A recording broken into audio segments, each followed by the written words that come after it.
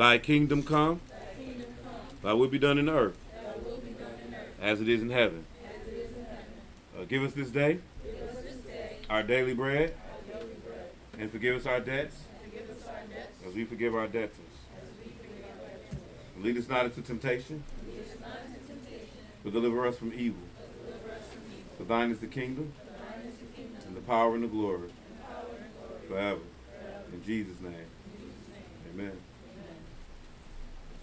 Yeah, so we're going to start Bible study. And prior to Bible study, we was having a little conversation in regards to and truly understanding where the question come from. And also, in addition of understanding, it's before I even got here that the question was ever presented to me. Meaning once I got here, it wasn't like I hadn't heard it already. But one of the things that is kind of controversy is, in some minds, is Jerusalem and where its location is. And and the origin of our conversation was about the origin of men and where they came from. And we're going to address a little bit of that too. And mainly because I have been working on a lesson about the five world religions. And in looking at the five world religions, the world religions tell a very good story about who man is and who's he connected to. So your five major religions, just to throw them out there before we get into this Christianity, of course, we know that one. That would include Roman Catholicism. I would take us out of it altogether. Hebrew Israelite, whatever. The truth he's not even on this stage. So you got Christianity, then you have Islam, you have Edom's religion or Judaism, and we're going to touch a little bit of that today. And then you have Hindu, and then you have Buddhism. And those are your other side of the world. And if you pay attention, Buddhists, and this is partially, we're building up the answer to really get to it. So, but when you look at Buddhism and Hinduism, and also when you go to that side of the planet, and you look at, they have another one, it starts with an SK, I can never say it right. Yeah, but it's basically Buddhism with one God. You know what I'm saying? Like Buddhists got multiple gods. It's basically Buddhism but with one God. And what we know about them is on a map, they are in the east part of the world. And what we mean by the east part of the world is when we look into the Bible and we start seeing that the West is going to be affiliated with somebody and the East is going to be affiliated. The West is going to be the European dynasty. And then the East is going to be running with Gog and Magog. That's how we understand. Well, when you look at it from a religious standpoint, those Eastern countries they have multiple gods. They have just a variety of philosophy on what God is, which keeps them out of the Christian realm of thinking. All right, that when you're in the Christian realm of thinking, now you are able to be hoodwinked or controlled by the Roman Catholic Church, because that is the head of the Christian world. Again, we're leaving us out of it. So now you got Europe and you got America, both North and South, and they're Christian. Then you have in the center of it all the fake version of Judaism. And here's why I say in the center of it all, because we call that the Middle East. And when I also say it's the center of it all, it's because at the end of the day, this is the one who has taken the identity of the children of Israel, the true religion. So you are the reason why there are false religions too, because you didn't take the true religion and say, hey, the slaves, they should really be the Jews. No, you stole an identity. All right. And then you have our cousin, Ishmael, or our brother, either way you want to look at it, Ishmael, and they're Arabs. And they sit in the middle of the world really protecting the land. If you really pay attention to what is the object, what is the most important thing to this Arab nation? It's the Middle East. It's protecting it. It's protecting its integrity. Protecting it from who? The outside world. Protecting it from who's the outside world? The Christian world. Because the Buddhists ain't trying to run up in there. And neither are really the Russians. The Russians ain't trying to run up in there either. So what I did is I tried to set a religious map in your head. Like if we literally had a map out, we could have like pointed at each religion in each country and how they believe in these religions. So the question is, how do we know that the Jerusalem of today is the Jerusalem of Jesus? So let's go here. The first place we want to go to is Joel. Joel. So we're going to use some intelligent thinking, and before we use any physical thinking, we're going to use intelligent thinking. And when I say that, because we're going to look at certain words and certain things, and we're going to see what is the Lord saying about all this. So let's go to Joel, I think it's chapter 3. We can start at 3. And we just pick it up at verse 1. And we're going to just, we're going to build. That's what we're going to do. So go ahead, Joel chapter 3 and 1. For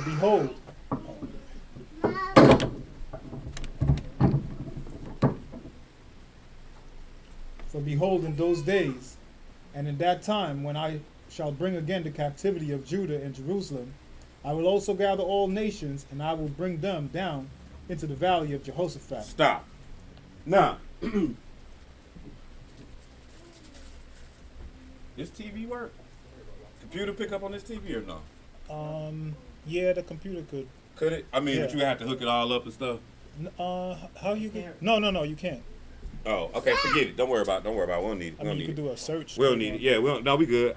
We don't need it like that. Here's what I'm gonna tell y'all.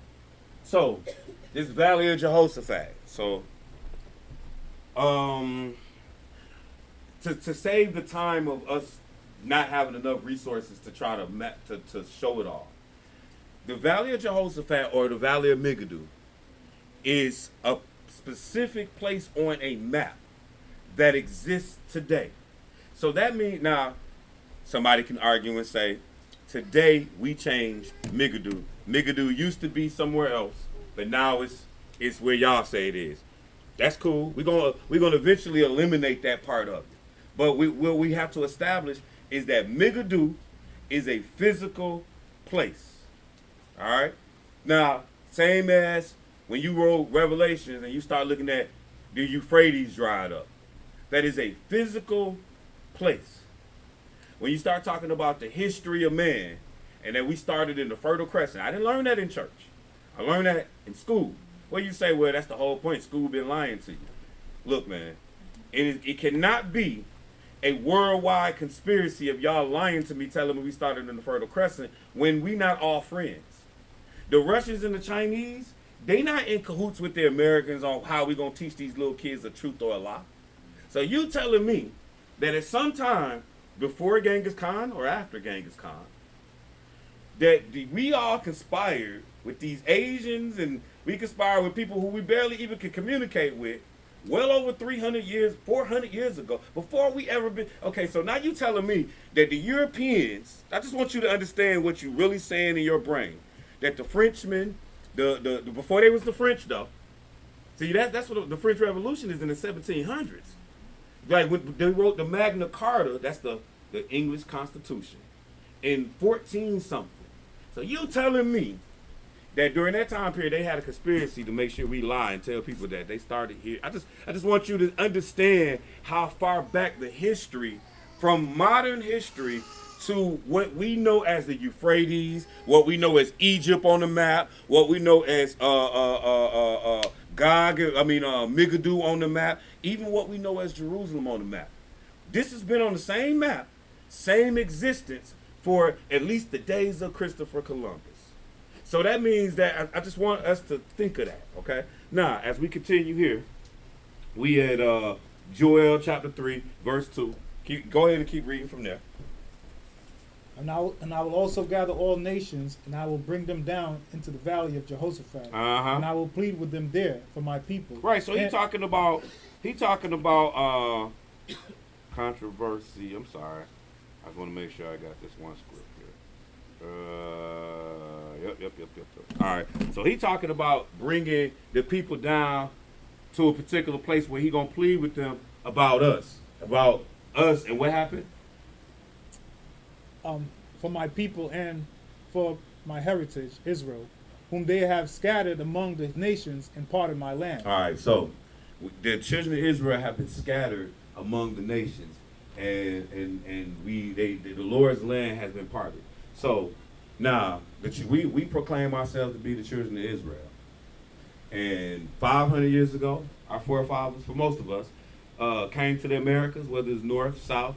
See, I like coming up here because everybody here ain't necessarily, hey, my parents, we're from the islands, y'all, but y'all still was brought over to cross the Atlantic Ocean on boats. You know what I mean? Now, you came from where? You came from Nigeria, maybe Ivory Coast, right. So how come when you get over there, that ain't your land either? So, like, they're telling you, when they say, when you get over there, like us, they like, nah, you ain't one of us. Like, you not, don't get it twisted. Israel is somewhere everywhere. So we're there. But when you get over there, you as an Israelite, and you get over there, and not even so much Western Africa, because you got to understand, Western Africa comes second. The origin in Africa starts with what? Very good. So what people are the origin of Africa? Egyptians, or what was called the Nubians. You know what I'm saying? It's the same thing, same people. That's and when I say the origin, now biblically, what else? We got Ethiopian in the Bible too, right? Mm-hmm. Okay, that's all over there in the same. And guess where it sits? Right up under the Middle East. Let's do some more history, because we got to have a little history while we think about this. So in Africa, when you understand Africa, you got that Nile River that runs very far down. Now, if you're going to go, that's all East Africa. If you want to go to West Africa, what do you have to cross? Exactly. You got to cross the Sahara Desert. Ain't that the name of it? Which is the reason why they built Timbuktu, correct? So that these people that's over here with Mali and that empire, they don't have to go they want to be Muslim. In order for them to be Muslim, where they got to go? They got to go back to the land of the Arabs. Who are the Arabs? Abraham's seed. So why are they going back to the land of the Arabs? Because this they inheritance. Abraham's seed's inheritance is the Middle East. So you like I understand, and we're gonna read more, trust me. I'm just trying to get you to think of the logic of what we saying when we begin to say, because here's two locations that we're gonna say people say Jerusalem is, or the Holy Land, other than the Middle East. They say West Africa and they say South Africa. Say America too. Yeah, well, I mean, yeah, some people, you're right, all the way to Utah, like that's just crazy. But yeah, it is. I'm like, what's so special about Utah? Like, what the yellow, what's that? The Yellowstone Park? That's what it is. Like, but no, honestly. So when you start looking at the history of Africa itself, the land of that, like most of West Africa is Israelites. Like, it's not even a big deal that they Israelites. Now, when you go to the other side of Africa, they look a whole lot different, don't they? The Ethiopians, the Sudanese, even your real Egyptian, they don't even look like us. You go to the other side, the west side of Africa, and guess what they look like? Me and you. Go look at the Olympics. Everybody who from West Africa look like Israel. But when you start seeing North Africans and East Africans, guess what they look like? They look like almost like Arabs, like Indians, like what? They look different because they are different. Ham, and I'm not saying Ham ain't mixed in throughout Africa, but again, we are trying to understand where the promised land is. But in order to understand it from the level that we talking about it, we got to understand how we get here to start. We got to walk it backwards. So we got to think about walking it, because what we're saying is in 70 AD and in 136 AD, we was kicked out of that land. That's what the historians say. Both dates. You can Google 70 AD. You can search 136 BCE. And guess what's going to happen? It's going to start all of a sudden talking about what happened in Jerusalem. Like, why is that? Because that's when we were officially out of the whole region. See, Jerusalem is a city. We was thrown out of the city in 70 AD, but we was officially thrown out the whole region in 136 AD. And we're going to read to where we understand that, hey, but look, though, when you was kicked out your land, somebody else walked in. Now, when we start talking about Africa, if it's Niger land in Africa, I've seen a map where it say Niger land, that sit right over, like the Ivory Coast. I can see all this in my head. You know what I'm saying? But it's like right over the Ivory Coast, right up under Mali. It's like a whole little street. But right up under the desert, they say Nigerland. And that's where people like to say that's where Jerusalem really is. I'm like, so that means what you telling me is when we got kicked out of Nigerland, not even just somebody, Edom moved in. That's what you got to think about. Edom, whoever we say. Now, when I go to Africa right now, I don't see nobody else extra that's in the middle of the land. They look like all the rest of the people of the land. So we're gonna keep getting there. Let's keep reading some of this. Go ahead. Start at verse 3. And they have cast lots for my people, and have given a boy for an harlot, and sold a girl for wine, that they might drink. Yea, and what have he to do with me, O Tyre and Zidon, and all the coasts of Philistine? Will he render me a recompense? And if ye recompense me swiftly and speedily, will I return your recompense upon your own head. Go ahead. Because he have taken my silver and my gold, and have carried it into your temples, my goodly pleasant things. Go ahead. Watch this next verse. The children also of Judah and the children of Jerusalem have he sold unto the Grecians. Stop. So now you got to think about what he's telling you. And this is kind of part of our conversation we had even back there when I was like, it's not that many white nations. You know what I'm saying? But the Grecians, let's just say the Grecians, we'll just say they the southern white people of Europe, though. You see what I'm saying? So now he's telling you, you sold this people into the land of the Grecians.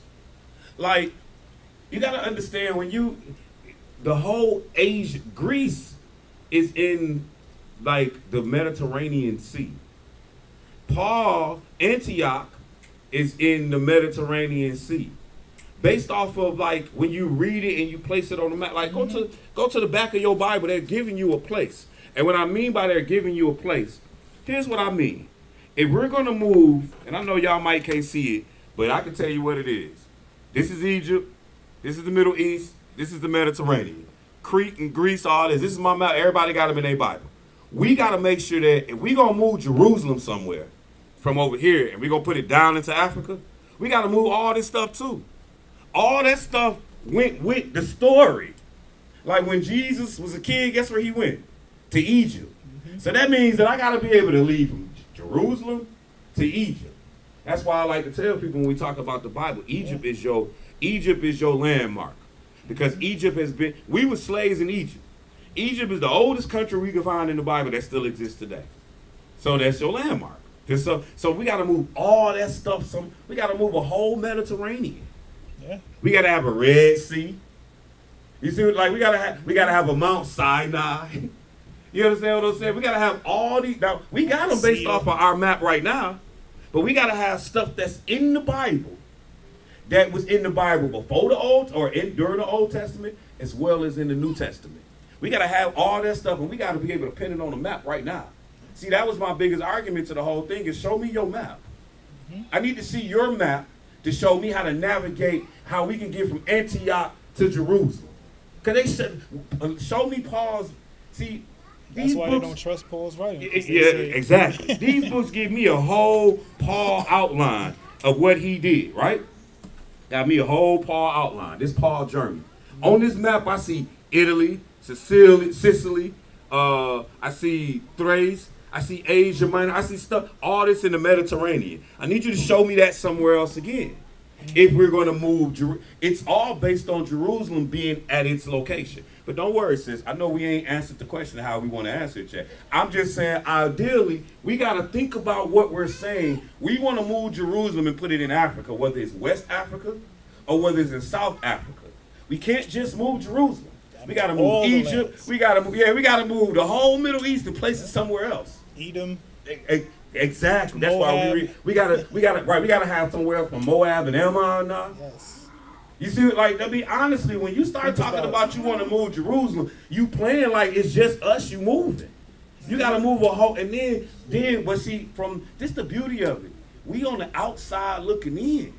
Like, we get to see it after it's all done. Do you know that we get to see the realization of what the Lord did at the Tower of Babel? The Tower of Babel, the Lord said, I'm going to make everybody go their particular way, they tongue, they nation. Now, when you look on the map now, guess what?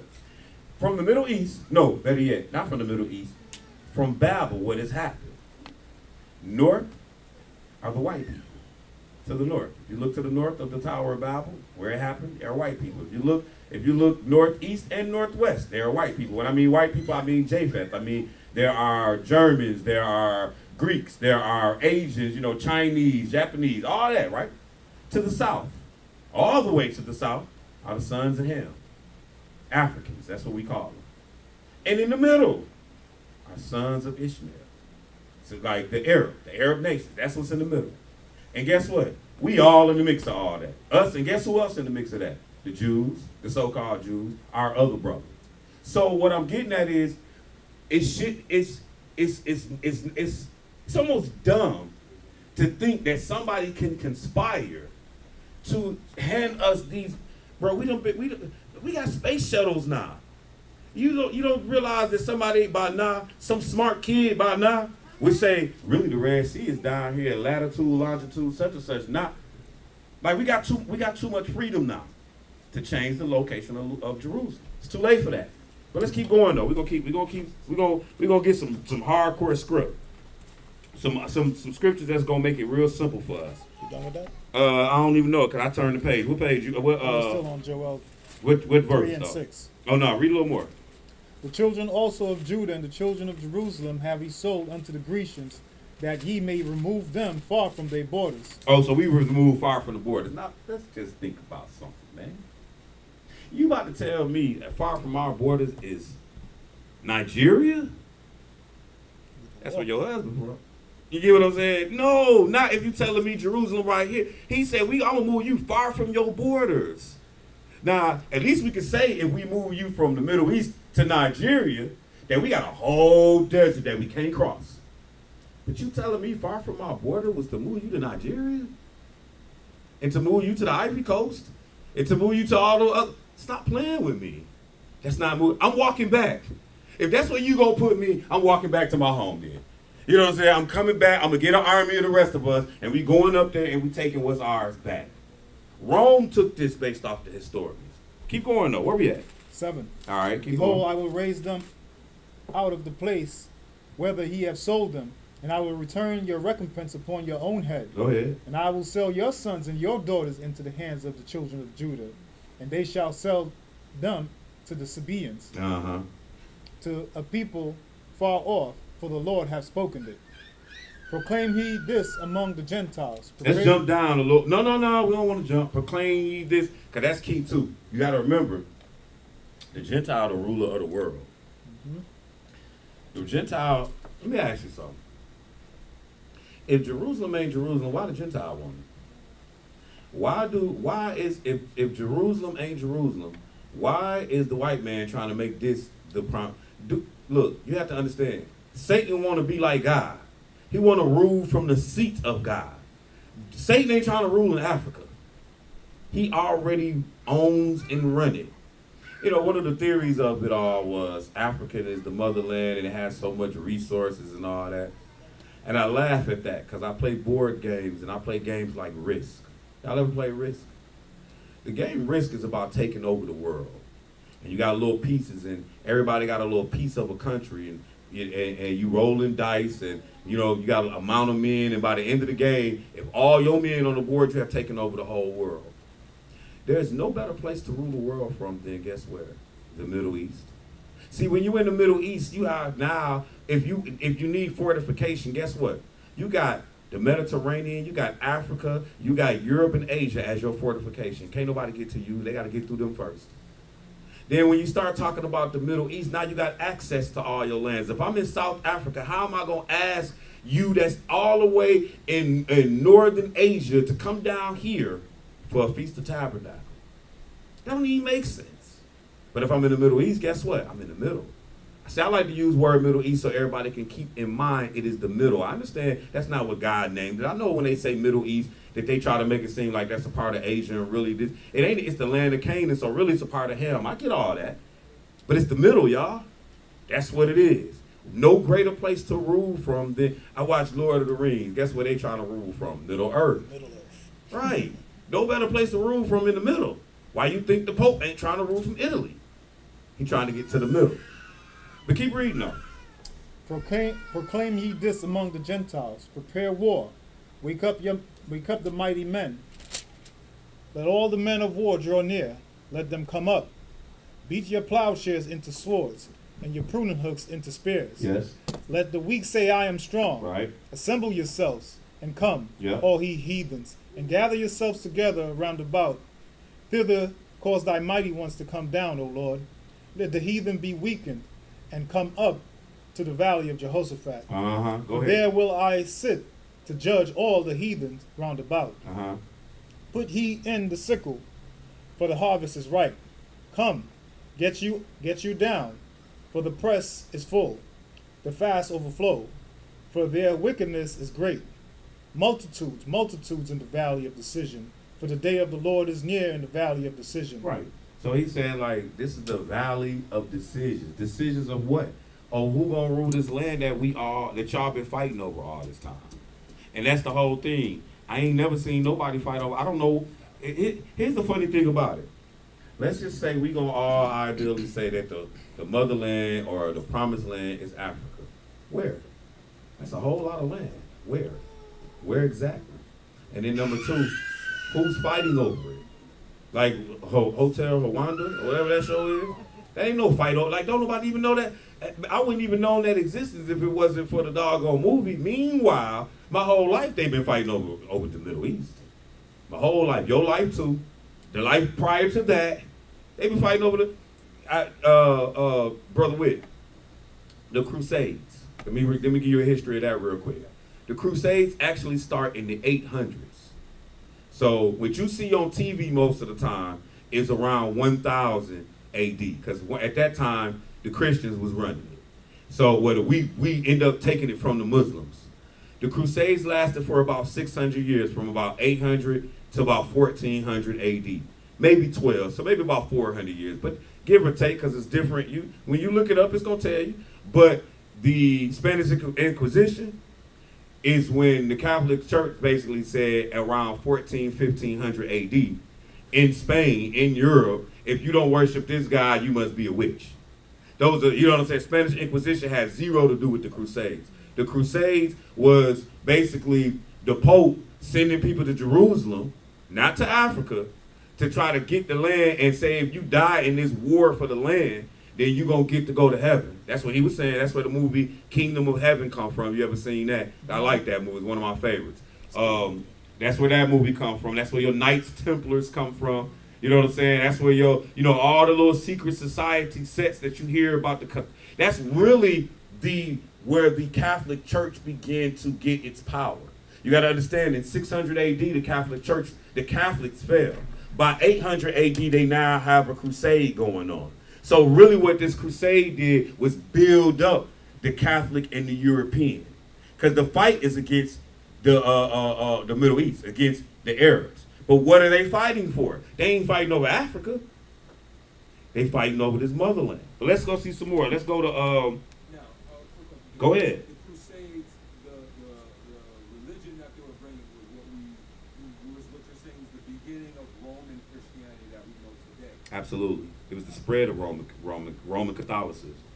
The Catholics were the spearhead of the Crusades that started in the 800s. You know what I'm saying? And it lasted for as longer than this country has existed. You dig what I'm saying? Like sometimes we don't get a good grasp of time. You know what I'm saying? Meantime, this country been in existence for about, 400 years?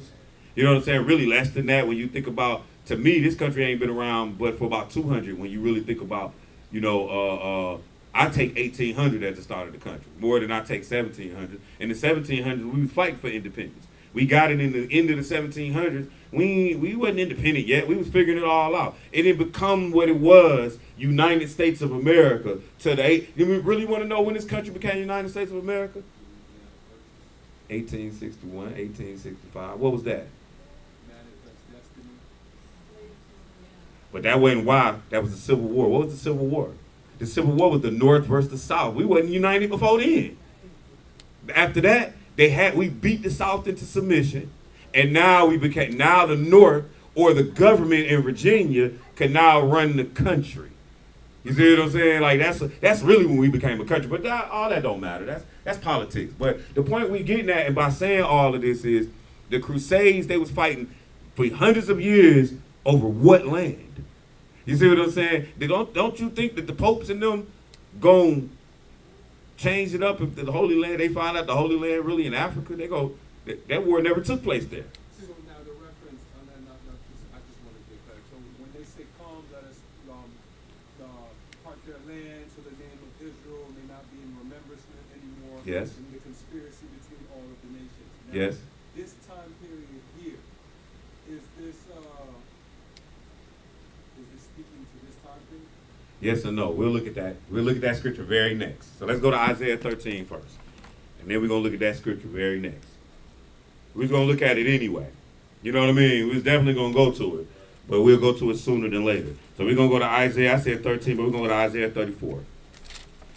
34 and 8. Isaiah 34 and 8. Because we're going to run your scripture into Obadiah. By the time we get to Obadiah, sis, that's really where we're going to show your answer. I'm just long. But really, it's not even that. See, here's what it really is. In my mind, I see the landscape clearly. But in my mind, I can see the world. So I could basically see it from definitely Solomon and them. You know what I'm saying? I can tell you where everybody is on the map as each century go by. You know what I'm saying? I can show you how the Greeks did their thing. I can show you, how it started. Why is it that Alexander the Great is Greek, but his daddy is Philip the Macedonian, and the Macedonians is the Medes and the Persians? See, I got that part too. You know what I mean? Meaning I love history, and I can see the world, and I can see it. So what happens is, in teaching it, there are so many things that add up to where it is what it is now, that in order for me to say, in order for you to say, prove what you know, it's almost like giving you a lifetime bit of information. There's so many pieces that I can add. So what I'm trying to do is just give the pieces that most resonate, the pieces that can make you most be like, yeah, I get what you're saying. Like, nah, this can't be the case. That's kind of that. Isaiah 34, what we said, though? Verse 8. Yeah, but let's start at 1. Isaiah 34 and verse 1. Come near, ye nations, to hear, and hearken, ye people. Let the earth hear, and all that is therein, the world, and all things that come forth of it. Yes. For the indignation of the Lord is upon all nations, and his fury upon all their armies. He hath utterly destroyed them. He hath delivered them to the slaughter. So he talking about doing this when he come back. It's going to be at the end. He's going to destroy them all, because they're going to meet in the middle of the earth, which is really Armageddon. And when I mean the middle of the earth, I'm talking about location-wise, where you can get Europe and Asia. If they both left they far in and ran full speed straight ahead, they're going to meet pretty much in Armageddon. So that's the middle, okay? Well, go ahead. Their slain also shall be cast out, and their stink shall come up out of their carcasses. Uh-huh. And the mountains shall be melted with their blood. Go ahead. And all the hosts of heaven shall be dissolved, and the heavens shall be rolled back together as a scroll. Uh-huh. Keep reading. And all their hosts shall fall down, as a leaf falleth off from the vine, and as a fallen fig from the fig tree. Uh-huh. For my sword shall be bathed in heaven. Behold, it shall come down on Idumea. So when the Lord saying he returning, that's one of the things he coming back to do, is to destroy Idumea. See, here's the thing. Not Syria like y'all saying it. Is it Seir? It's in the Bible. It's a mountain, though. Yeah, that. Seir. And yes, and this Idumea. These are locations. What's another one? Even Bozrah, T-Man. These are all locations north on a particular map that shows Jerusalem in the Middle East. These are locations, not north, south of Jerusalem. So now we got to go find these mountains. We got to find all this stuff. And whenever we move in Jerusalem, we got to move everything that when the Lord come back to deal with, we got to move that stuff too. All right? And that was my arguing point, really, and arguing with different brothers on it is, okay, well, just show me your map so I can see the Red Sea, so I can see where Edom is, so I can see, like, just show me all that. We don't have to argue about where Jerusalem is. Show me the rest. See, I should be able to find Jerusalem by finding Damascus, by finding Antioch, like, there's too many landmarks around there. Tarshish. You know what I'm saying? These are cities that we know that we done read in the Bible. So I should be able to find, Jerusalem. I mean, Jesus and his family should be able to go to Jerusalem to Egypt, right? You know what I'm saying? Like, that shouldn't be no horrible travel for a family with a baby even. But if you're gonna tell me that we're gonna get from south of the Sahara Desert to southwest of the Sahara to northeast of the Sahara, I got my directions right. I know what I'm saying. With a baby Jesus, man, stop playing. We're gonna need a miracle. We're gonna need Jesus to do that. We're gonna be like, hey, Jesus, we need to go. We're gonna need you to use some of your God powers. Because otherwise we're not gonna get that done. So I'm saying the logic of it all was just, unfortunately, was just bad doctrine. Like from 21 Jump, the doctrine, here's what your standpoint is. When you say that we move in Jerusalem, we're saying that there's a worldwide conspiracy that nobody's talking about but us religious folks. That's what you're telling me. Like that, I'm talking about a conspiracy between Russia and China, between China and Australia, between Australia and the Africans themselves, and now you got to get the Africans to keep quiet, because they sitting on the promised land, the land that was promised to Abraham. Like, nah, I ain't being quiet. I'm be all in the Olympic Village. That's why we really at the promised land. Y'all ain't. Like, that's what I'm saying. It doesn't make a lot of sense. But keep reading though. Where we at? End of 5. Yup. And upon the people of my curse to judgment. Uh-huh. The sword of the Lord is filled with blood. It is made with fatness, and with the blood of lambs and goats, with the fat of the kidneys and of rams. For the Lord have a sacrifice in Bozrah, and a great slaughter in the land of Idumea. Keep going. And the unicorn shall come down with them, and the bullock with the bulls. Don't worry. That might not make sense, but we're not here for that. And their land shall be soaked with blood, and their dust made fat with fatness. Go ahead. For it is the day of the Lord's vengeance, and the year of recompense for the controversy of Zion. Stop. Nah, that's another part. It's the day. The Lord said when he come back, he said it's the day of recompense. And it's about the year of recompense for the controversy of Zion. There is no other land. There is no other place on this planet that has been again, let's go back to the Crusades. That's 600 years. That's longer than we've been a country. They've had controversy over that. Even to this day, they still fighting over this land. Mm-hmm. Y'all got people over here that's fighting over the land that's over there. You know what I'm saying? So, like, what the heck? It shouldn't even be a question. Or how does it escape your mind to take it somewhere else? They're not fighting over nothing else. You leave in the fight. But let's go to that Psalms 83 that you was talking about. So again, we went there. I'm just showing that wherever Jerusalem really is, it should be a controversial land. That's what it should be. Now, when I look at America, there's not. You know what the most controversial land in America is? Las Vegas, Hollywood, and New York, maybe Miami. So you better not say that the promised land over here. You know what I mean? And then, it's another argument because it's a land of milk and honey. Look here, man. The Lord said that he sends us to a wilderness, and then he going to cause the wilderness to grow stuff. Like, milk and honey means it's a land for you to eat on. That's it. Wasn't the land supposed to be desolate? It's supposed to be desolate until we come back, because he made it. That's the whole abomination of desolation is about. So if you're looking on the map now, looking for a land of milk and honey when he said make it desolate, and if you go over to Jerusalem right now, it's pretty doggone dry. Every picture I done seen, unfortunately I haven't been there. Now I done seen, don't get it twisted, I done seen the valleys. They got plenty green. I done looked for the fig trees and every tree that's in here. In Jerusalem. That's another way you play this game. Like do some real homework. What they was eating? Where that's at? Where do I find all of this? Where do I find the olive tree, the bramble, the vine? Where do I find all of that stuff in one spot? It's just like dang, where do I find lions and bears? And ain't no bears in Africa, y'all know that. Ain't no bears in Africa. You know what I'm saying? Like, where do I find that type of stuff, though?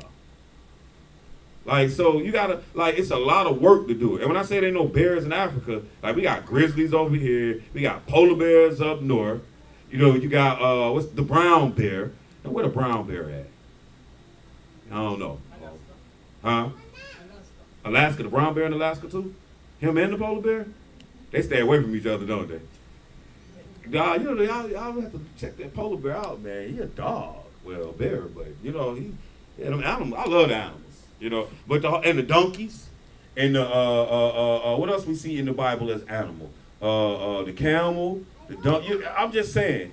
What I'm saying is, if you're trying to find a spot and you got a book with all the information about what's there, why try not looking for where's the most? You know, it might be like, well, it's no bears in Israel now. Okay, it might not be. Cool. So eliminate that.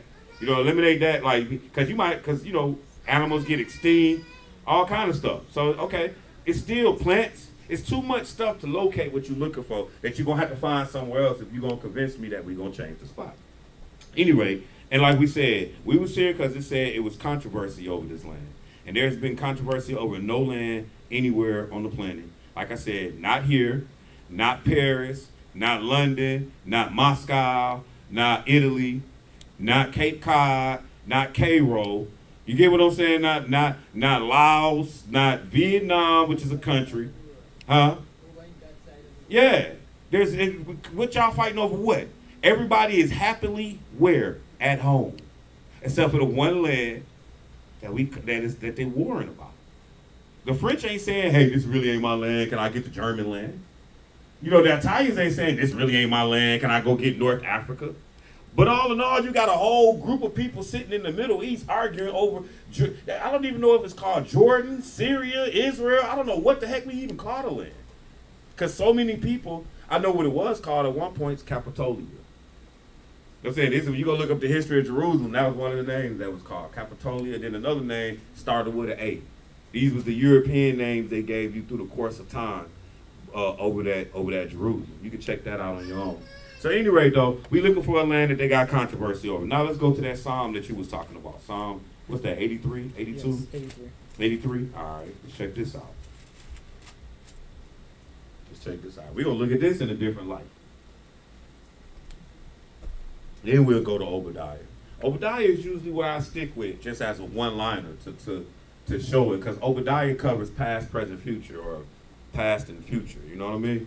And it kind of give you enough that like at the end of the day, man, if you want to keep arguing about it, you can. But I got enough information to know one thing. At least if we saying that Jerusalem, and it ain't even so much that, because I could keep going really. Like, but if it ain't even so much, I know where Jerusalem isn't. I just know where it ain't. That's what I really know. I know it ain't nowhere else you think it could be because nothing else fits. See, at least with Jerusalem, like I said, they fighting over that. You know what I mean? Like, they ain't fought. I don't know no other land they fighting over. I don't. All I know about history is every time you step up in Moscow, the Russians back up out of there and burn the city down. I know that type of stuff. You know what I'm saying? But I don't know no other land. I know that the largest kingdom on the earth at one point in time, based off the historians, was actually the Mongol kingdom. Even though I used to think it was the Roman Empire, but it was really the Mongol as far as land mass. I know enough history to know one thing: ain't nobody fought over nothing like we fighting over Jerusalem. Psalm 83, and let's pick it up at verse 1. Keep not thou silence, O God. Yep. Hold not thy peace, and be not still, O God. For lo, thine enemies make a tumult, and they that hate thee have lifted up the head. Go ahead. They have taken crafty counsel against thy people, and consulted against thy hidden ones. Right, so they said they took counsel against the Lord's people and against his hidden ones. Go ahead. They have said, come, let us cut them off from being a nation, that the name of Israel may be no more in remembrance. So he's saying that we're going to cut them off so Israel won't have no more remember. You can't never say nothing about who Israel is no more. Go ahead. They have consulted together with one consent. They are confederate against thee. All right. The tabernacle of Edom. So stop. So now, when we start talking about Jerusalem, the way they are, now we all the way back in the days of David holding this conversation. So we got to bring the tabernacles of Edom. We got to pinpoint them on the map. We got to be able to pinpoint It says the tabernacles of Edom. Who else? and the Ishmaelites We got to be able to identify and tell me where they are. Go ahead. of Moab. Yeah. Oh, so that means it was Ishmaelites in Moab. So they are part of this. They are part of this confederacy. So we got to be able to find the Ishmaelites of Moab. Give me their land. Go ahead. And the Hagarenes, I need the Hagarean land. Go ahead. Gabal, Yep. and Ammon, Yep. and Amalek, Yep. the Philistines, I need these land. I need their land too. Go ahead. with their inhabitants of Tyre. Inhabitants. That means we live somewhere. I need that. Go ahead. Ashur also is joined with them. Yep. They have hope in the children of Lot. Go ahead. Selah. Do unto them as unto the Midianites, as to Sisera, as to Jabin, at the brook of Kishon. I need that. I need the brook of Kassan. You get what I'm saying? Like, see, we talking people. These people got places they live at. When you start talking Sodom and Gomorrah, y'all think y'all just talking about people. Y'all know where it was located, right? I think it's south of the Dead Sea, the Salt Sea. You ever heard the Salt Sea? It is rumored by the historians that partial the reason why the Salt Sea is so salty is because it has covered Sodom and Gomorrah. See what I'm saying? Find me that now. That's what I'm on. Like I'm saying, find me this stuff then. Show me where the new generation of these things are. Keep reading though. Sodom and Gomorrah is not just a people, it is a land. It has a location. Go ahead though. Which perish at Endor. See, you need to find me all this. See, we can go get a good atlas of the Bible. Man, you know what? Next time I come, I owe y'all a book. I got 3 different versions of Atlas of the Bible. I owe y'all one. Meaning there needs to be one on site. You know what I'm saying? Like, and don't worry, I'll rebuy mine. I don't care. Reader's Digest or Moody. I'll bring one of them too. And what's in that Atlas of the Bible? We can go in there and look up all these people, and at least they attempting to show it to you. Now you might argue, oh, how you know they know what they're talking about? All I'm gonna say is, can you show it to me? Since you saying they wrong, can you give me your map with all these people? It said at Endor. I need that Endor too. I need that on there. Keep going. Which perish at Endor. They became as dung for the earth. Go ahead. Make their nobles like Oreb, and like Zeb. Yep. Yea, all their princes like Zeba and Zalmunna, Yep. who said, let us take to ourselves the houses of God in possession. So he's saying all these people, they said, let us take to ourselves the houses of God for a possession. So that means they viewing the houses of God. So They should be in the land right now. They should. Well, that's what we getting at. Yeah, Mhm. That's when we get to Obadiah. We gonna get there. You know what I'm saying? But right, we should. So that they seeing it. They want the houses of God as their possession. Keep reading though. O my God, make them like a wheel, as the stubble before the wind, as the fire burneth for wood, and as the flame setteth the mountain on fire. So persecute them with thy tempest, and make them afraid with thy storm. Fill their faces with shame, that they may seek thy name, O Lord. Go ahead. Let them be confounded and troubled forever. Yea, let them be put to shame and perish. Go ahead. That men may know that thou, whose name is Jehovah, alone is Jehovah, art the most high over all the earth. Right. Okay. That's good. Let's go to the book of Obadiah. Obadiah don't have really no chapters. It's to your right though of all this. It's just chapter 1, I guess. Obadiah, book of Obadiah. Definitely after Daniel. And again, for those that's catching us, that's watching, or for those that watched this video, we were having a discussion before the actual Bible study start time. And I said we can just go ahead and start picking it up at Bible study. And our discussion was about, is Jerusalem that we say, is that really Jerusalem? And what I'm going to tell you is, you ain't got to ask nan black person. Go ask Edom. You know what I'm saying? Go ask Edom. Because you telling me, you guys, what's on that map? Huh? The Salt Sea? Yeah, what they saying about it though? Right there between Reuben, Judah, and Gad. Yeah, now the historians say, and when I say the historians, they say that the reason is that salty, and that the location was like south of the Salt Sea, where Sodom and Gomorrah was. And the reason I say I'm quoting the historians is because I don't know that for sure. You know what I'm saying? But I definitely know that if you go and do some research, they're gonna point you in that direction. But it doesn't matter to me. At the end of the day, I need you to give me a map with every country. See, the white man or the Gentile, he done did it. He done provided me a way to see what the promised land looked like, what Egypt looked like, what all that, where Goshen is, all that. I need you, if you're going to move Jerusalem to anywhere in Africa, I need you to provide me Antioch. I need you to provide me all the rest of these lands to move right along with it. I need every river, every hill. Why do I need every river and every hill? Because I read it too much in here, and it exists. When I go take a pilgrimage to Jerusalem, they're gonna show me everything that's in here that they can still. They're gonna say over there is Megiddo. Over here is the temple of such and such. Over here is the. I'm like, man, but if you take me to where you telling me in Africa, you can't even show me what. Hey, where did we cross the Red Sea at? Well, see, it dried up. Okay, so where's the Jordan? Well, see, it dried up too. I mean, like, dang. You know what I'm saying? Like, how am I supposed to believe you that we down here? That's why I said, I might not know where it is, but I know where it ain't. And what I know where it ain't is, it's nowhere else on the planet. It's not in Australia. It ain't covered up by Antarctica. It ain't nowhere in South America, North America. You give it up like it ain't none of these places. Then when you start holding that conversation, you don't even know the history of Africa.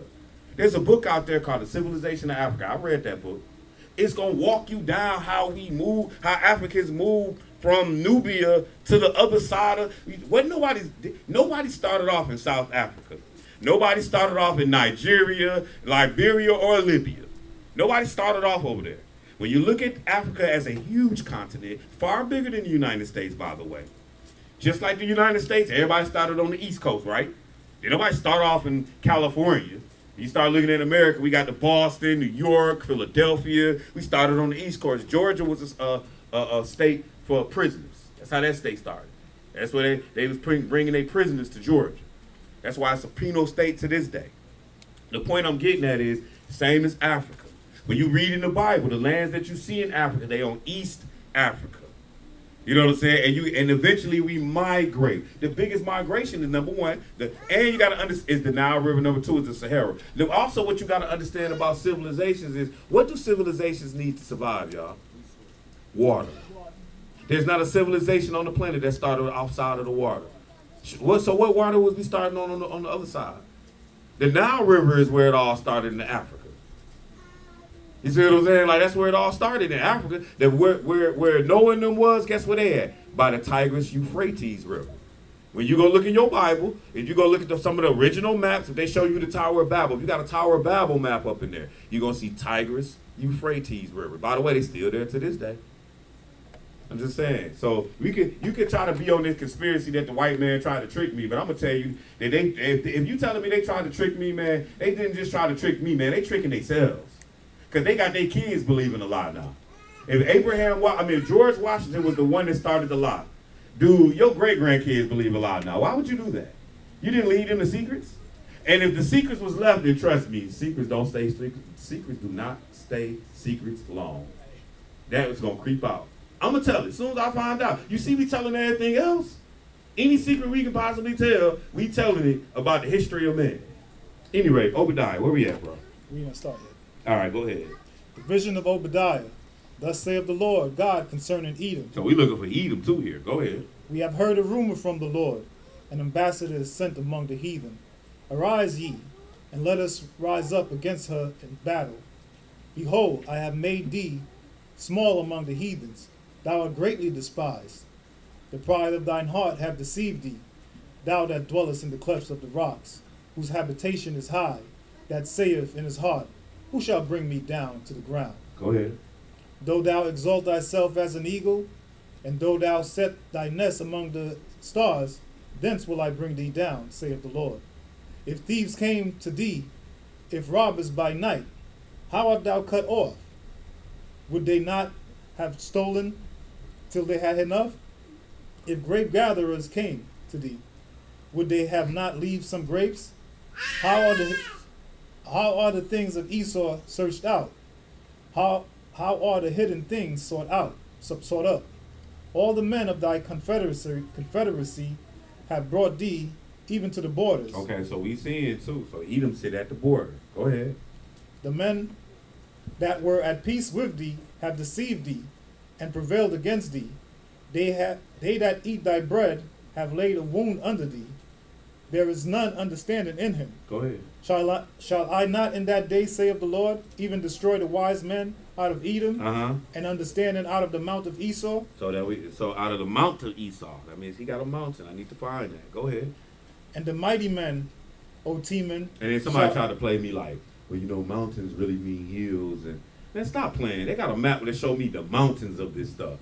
So how you gonna try to hustle me and talk about it? Well, you know, that's a hill, really. It's not really a mountain, but I got a whole nother map with all the mountains on it. Like, don't do me like that. I'm not stupid.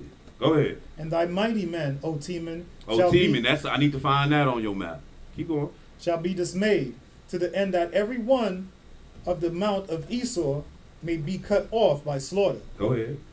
For thy violence against thy brother Jacob, shame shall cover thee, and thou shalt be cut off forever. So here's something we gotta think about. And this is what we're gonna see, that the Lord, Edom came in and took over our land. So forget color. So where is Edom running the land? Like, let's just say if we go to Africa, right? And we label everybody Africans for the most part. The rest of the world do. But which one of them countries is Edom and really is in somebody else's land running it? Do you understand what I'm saying? Like, which nation? Just give me one. Just where here, these are the Edomites, and they really running our. Where am I going home to? Where's my Moab and Ammon when I'm looking for a wilderness? But they not in Africa. Ain't no Ashkenazi Jews in Africa claiming no land, saying that's theirs. There's no Khazars. There's nobody saying that any land in Africa they saying it's Jerusalem. That's why they fighting over. You ask Edom. See, we in New York. I ask some of these Edomites walking up the street. You tell them the motherland is in the promised land in Jerusalem, and see how far that conversation gets you. I mean, the promised land is in Africa, and see how far that conversation gets you. They gonna look at you like you dumb. They gonna be like, yeah, you keep on believing that. They might even say, yeah, you right. They took you right out your promised land when they brought you over here as slaves. Yeah, go back. You should go back and take your land. That's what they might tell you. What verse we at? Verse 11. Go ahead. In the day that thou stoodest on the other side, in the day that strangers carried away the captive his force, and foreigners entered into his gates, and cast lots upon Jerusalem, even thou was as one of them. Uh-huh. But thou shouldest not have looked on in the day of thy brother, in the day that he became a stranger. Yeah. Neither shouldest thou have rejoiced over the children of Judah in the day of their destruction. Uh-huh. Neither shouldest thou have spoken proudly in the day of distress. Go ahead. Thou shouldest not have entered into the gates of my people in the day of their calamity. Yea, thou shouldest not have looked on their affliction in the day of their calamity, nor have laid hands on their substance in the day of their calamity. Go ahead. Neither shouldest thou have stood in the crossway to cut off those of his that did escape. Neither shouldest thou have delivered up those of his that did remain in the day of his distress. Go ahead. For the day of the Lord is near upon all the heathens. As thou hast done, it shall be done unto thee. Thy reward shall return upon thine own head. Uh-huh. For as he have drunk upon my holy mountain, so shall all the heathens drink continually. Right. Yea, So he's saying that the Edomites have drunk on his holy mountain. I just need to know where is the holy mountain that Edom to drink on in Africa, and we can move Jerusalem. And that's really where I stand on it. It's just too much in the Bible when we start talking about locations for us to be trying to move something. Like, we too ignorant. We ain't no geologists or archaeologists. How you moving anything? We better just stick with the historians. I mean, seriously, you can, like, if we had a team that could really go and see, like, I need you to go dig in the earth and find me some stuff that was in the Bible and where you at. Because I guarantee you, if we start digging in the Middle East, we gonna find it. Like, it's too many ways to destroy the theory for me to start riding with that one. There's no evidence to back that up except for some people giving out some philosophies that don't really make a lot of sense. And so that's generally the path I use in trying to show where Jerusalem is. Since we can't, like, it depends. If we got books and maps out, see, we're gonna really get to it. You know what I'm saying? Like, we're gonna go back from the Bible to each place. You know what I'm saying? We're gonna look at measurements, how they got it measured out. Because when you look at these maps, they be having the distance measured out properly, all of that. So I need, where is Golgotha? You know, like that's a place. That's where Jesus was crucified. Where is Golgotha? Like, where is that in Africa? Show me. So we just got too many spots that's written in the Bible that we have to locate in some other land that has to make sense. I need to see where Joshua and them crossed over the Jordan in the open. You know what I'm saying? Like, it's too much Bible that we got in order for me that I need to pinpoint that has already been shown based off the geographical locations of what I have now. And furthermore, I need you to explain to me, why is they fighting over the Middle East then? How come the Bible talking about controversy over a land and it's only controversy over one land on the planet? It's not controversy over nowhere else. Not an island in Hawaii, not a piece of land. Like, we're no man, them folks divided up Africa nice and good. You know, Dutch got some land, the French got some land, the London, the British got some land. You go check it out. Matter of fact, we just got independence in Africa like over the last 40 years, where the last country wasn't no more a colony. So I'm just saying, like, dang. But you talk about Edom took a land. Edom took what land? What land did Edom take in Africa? Because based off my understanding, 200 years ago, ain't none of Africa belonged to no Africans. Just think about that. We reading where Edom came in, he was conspired with the Arabs. But if you go look at the history of Africa, and you look back, between 1750 and 1900, and you find me which country in Africa is independent. I guess that's where Edom is, huh? So it's just too much schooling for me to start saying I just entertained the argument before because I want to try to get you to understand you don't know what you're talking about. But at the end of the day, it's not even something I even think to entertain. Like that just like saying Jerusalem ain't Jerusalem, it's like saying Germany ain't Germany. You know what I'm saying? Like, it's as German as I know it to be. Prussia, if you really want to give it another name, that was the name before it was Germany. It was called Prussia. You know what I'm saying? Like, meaning Russia with with a P. Meaning, like, I can do that with you, but at the end of the day, you ain't finna tell me that ain't France. That ain't Great Britain. Like, you can't, like, you ain't finna tell me that, because how you gonna tell me that without, bro, you gotta show me the new map. And then when you show me the new map, I need you to show me the map. You just give me like 1,000-year-old map, but I need to see it even written right. Because guess what? A map 1,000 years ago wasn't even written in scale to what we got today. See that though? You can't even do that. That's what I'm saying. The information you working with gotta come after the 1600s before they start scaling the map anyway. So it's just too much. Like I say, at this point, you can't get me with that. I'm too educated now. Yeah, you can blame it on the Greeks. The Greeks made sure I knew what Greece was. If I know what Greece is, I know what Jerusalem is. That's how I deal with that. So I hope that helped you a little bit. I'm just saying. Yeah. Basically, at the end of the day, what it helped you realize is we're not going to argue about where Jerusalem is around here. We got more questions or comments, y'all? Definitely none online. Go ahead.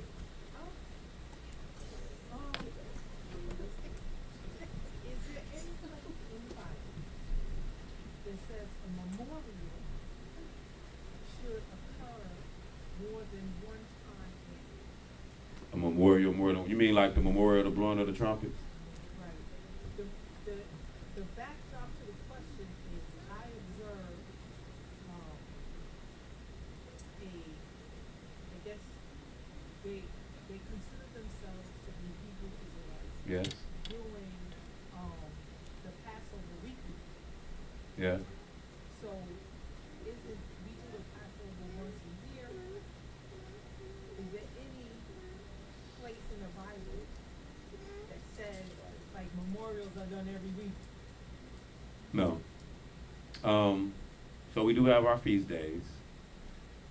We have the first one is actually unleavened bread. The Passover isn't a feast day.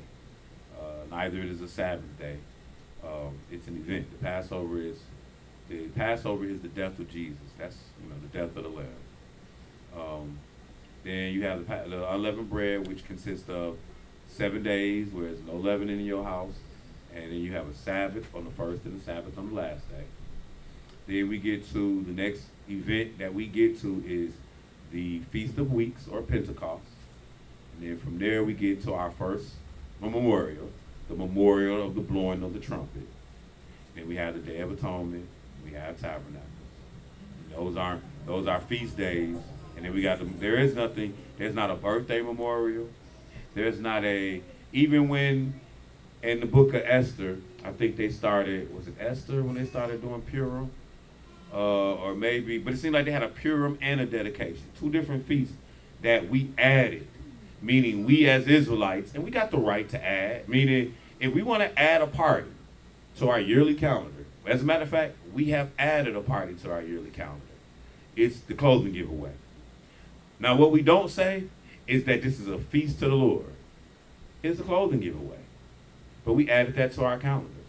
If we were a 100-year-old church, and every second Sunday in August for the last 50 of those 100 years, this would be probably a festive, it already is a festive day.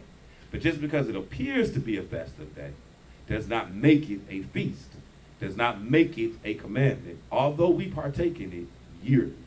And so I say all that to say that we do see in the Bible the dedication as well as the Purim, but neither one of those things are feasts to God. They are things that Israelites made for their reason. One of them was the dedication, and it was about us rebuilding the temple.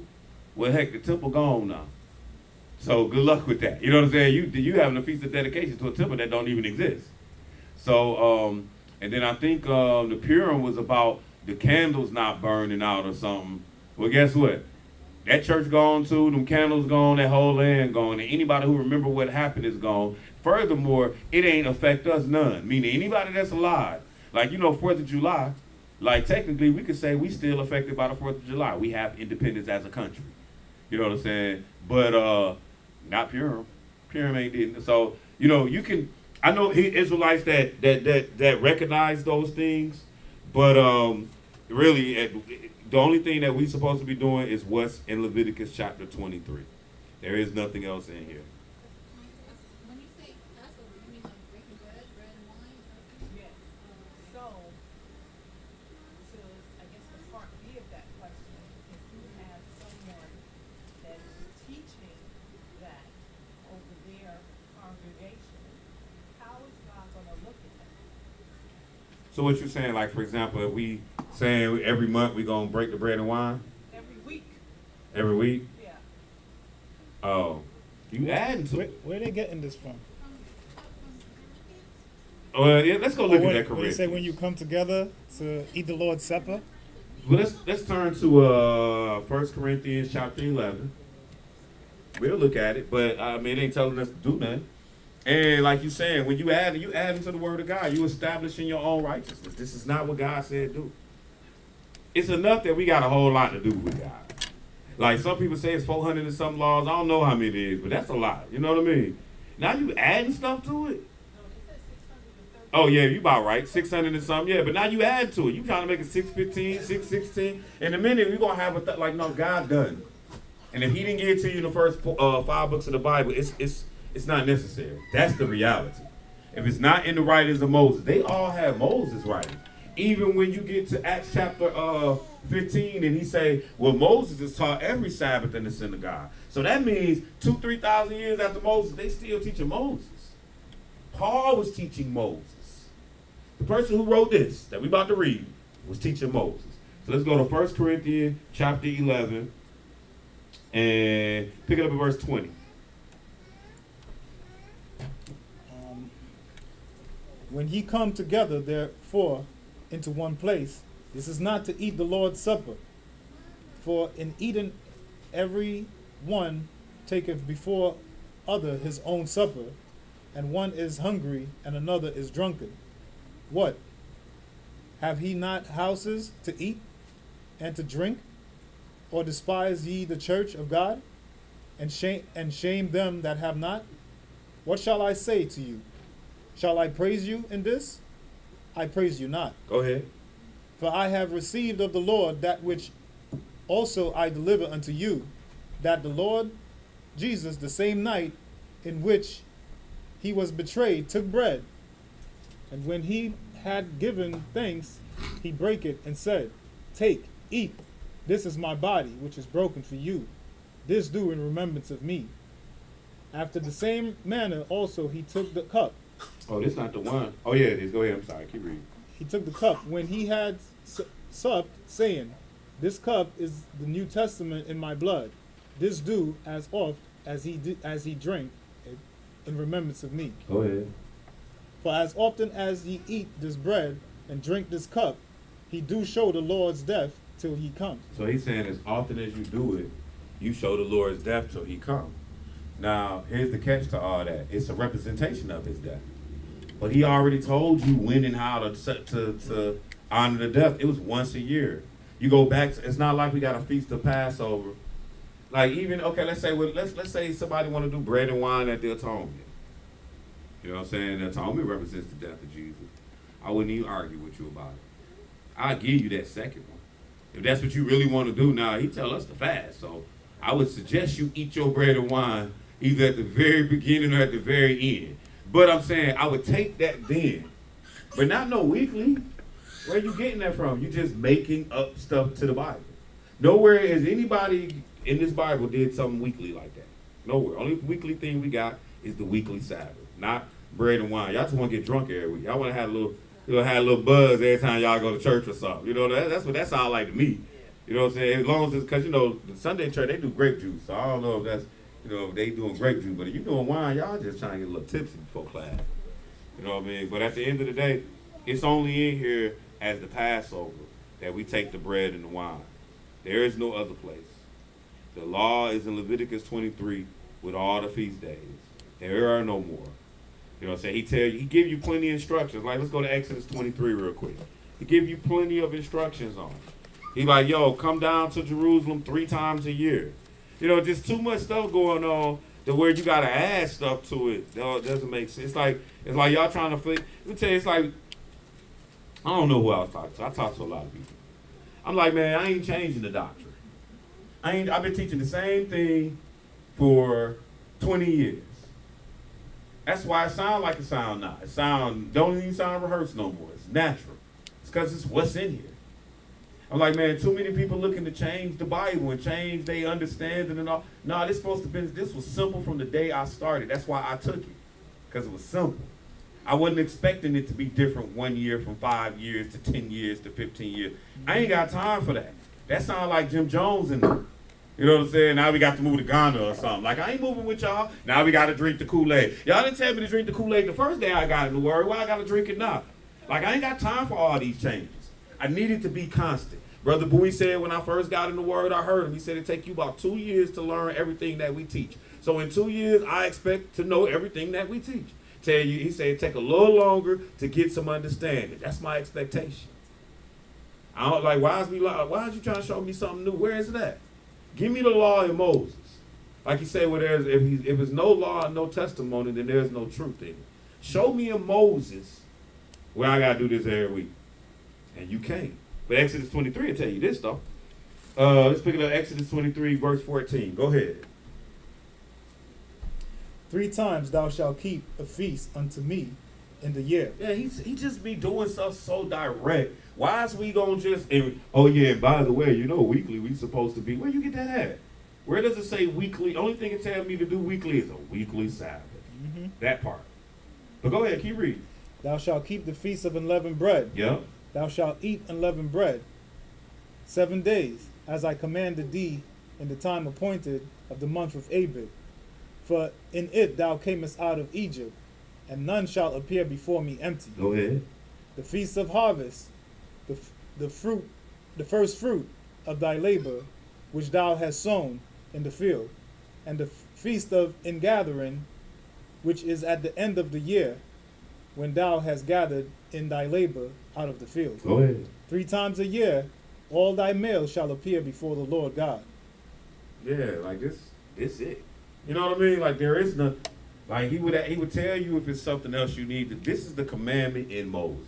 Mm-hmm. So what I'm gonna say to anybody who try to proposition me with something new, I don't want to talk to you unless you show me out the first 5 books.